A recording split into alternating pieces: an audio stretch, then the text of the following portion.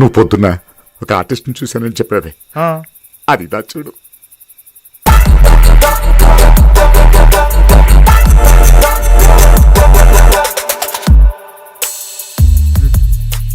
అడుగు. అమ్మా రామా, మీ నాన్నకో ఫోన్ చేయవే. ఎక్కడున్నారు? ఏడే మన భుజంగా కనపట్లేదు. అమ్మా అమ్మా నాన్న ఎక్కడమ్మా? ఆయన ఎక్కడుంటారో శివగాడికి తెలుసు. సార్ పొరపాటు జరిగిపోయింది సార్. 1 కాదు 2. ఎవరికి తెలియకుండా కాపాడు.